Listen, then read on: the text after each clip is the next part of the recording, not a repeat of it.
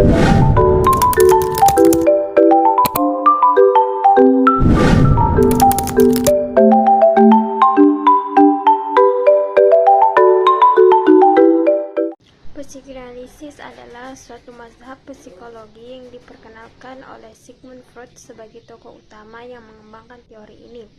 Psikoanalisis merupakan suatu metode penyembuhan yang bersifat psikologis dengan cara-cara fisik. Menurut Eldido, psikoanalisis merupakan suatu pandangan baru tentang manusia, di mana ketidaksadaran yang memainkan peran sentral. Psikoanalisis ditemukan dalam usaha untuk menyembuhkan pasien-pasien histeria, baru kemudian menarik kesimpulan-kesimpulan teoritis dari penemuan di bidang praktis. Dari hasil penelitian yang dilakukannya kemudian lahir asumsi-asumsi tentang perilaku manusia. Perkembangannya, Freud menggunakan teknik asosiasi bebas atau free association yang kemudian menjadi dasar dari psikoanalisis. Teknik ini ditemukan ketika Freud melihat beberapa pasiennya tidak dapat dihipnotis atau tidak memberi tanggapan terhadap sugesti atau pertanyaan yang mengungkapkan permasalahan klien. Selanjutnya, Freud mengembangkan lagi teknik baru yang dikenal sebagai analisis mimpi. Letak keunggulan psikoanalisis dalam konseling menurut Freud adalah sangat efektif untuk menyembuhkan klien atau pasien yang histeria, cemas, obsesi, atau neurosis. Namun demikian, kasus-kasus sehari-hari dapat juga digunakan pendekatan psikoanalisis ini untuk mengatasinya.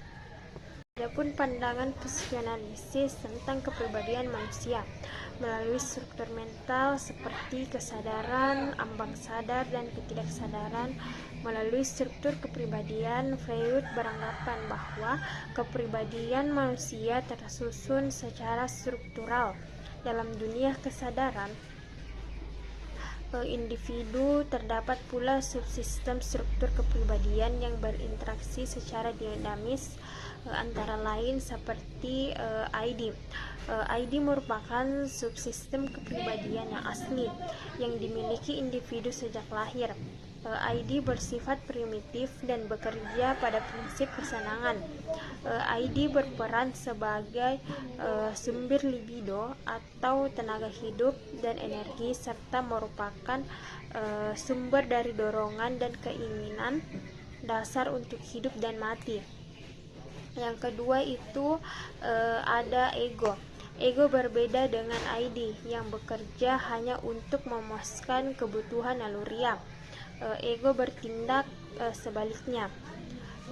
Ego berperan menghadapi realitas hidup dan berasal dari kebudayaan dan norma-norma yang berlaku di masyarakat. Prinsip kerjanya, ego selalu bertentangan dengan ID. Adapun yang selanjutnya itu superego. Superego terbentuk dari nilai-nilai yang terdapat dalam keluarga dan masyarakat yang dipelajari di sepanjang tahun-tahun pertama hidup manusia.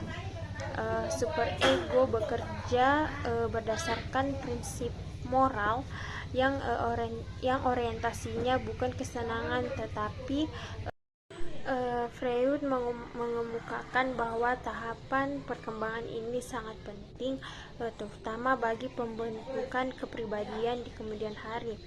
Secara genetis, perkembangan kepribadian berkembang melalui beberapa tahap, yaitu yang pertama ada tahap oral, tahap anal, tahap falik, tahap laten, dan genital. Freud mengemukakan bahwa tahapan perkembangan ini sangat penting, terutama bagi pembentukan kepribadian di kemudian hari nanti. Yang pertama itu ada fase oral. Fase oral terjadi sejak lahir hingga akhir tahun pertama. Yang kedua ada fase onal, terjadi melalui usia 2 sampai akhir tahun ketiga. Yang ketiga itu ada fase falik, yang dimana fase neurofalik ini berkembang melalui usia 4 hingga 5 tahun. Terus ada fase latin, yang dimana fase latin ini juga disebut sebagai tahap pregenital. Yang terakhir itu ada fase genital atau terjadi pada masa pubertas di atas 12 tahun. Adapun teknik konseling psikoanalisis yang pertama itu ada asosiasi bebas. Asosiasi bebas maksudnya teknik yang memberikan kebebasan kepada klien untuk mengemukakan segenap perasaan dan pikirannya yang terlintas pada benak klien, baik yang menyenangkan maupun tidak.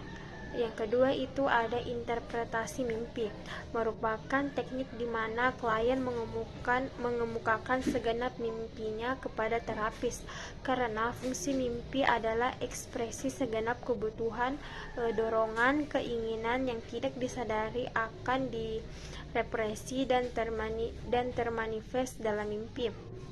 Selanjutnya itu ada transferensi, merupakan bentuk pengalihan segenap pengalaman masa lalunya dalam hubungannya orang-orang berpengaruh kepada terapis di saat konseling. Yang terakhir itu ada resistensi. Resistensi merupakan sikap dan tindakan klien untuk menolak berlangsungnya terapi atau mengungkapkan hal-hal yang menimbulkan kecemasan. Yang terakhir, adapun tujuan bimbingan psikoanalisis, yang pertama mengungkapkan pikiran tidak sadar ke alam sadar.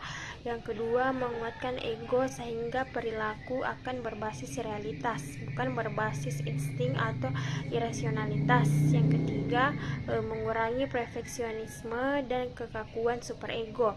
Yang keempat, mendiskusikan, menganalisis, menginterpretasikan dan merekonstruksi pengalaman masa kanak-kanak yang menjadi sumber masalah.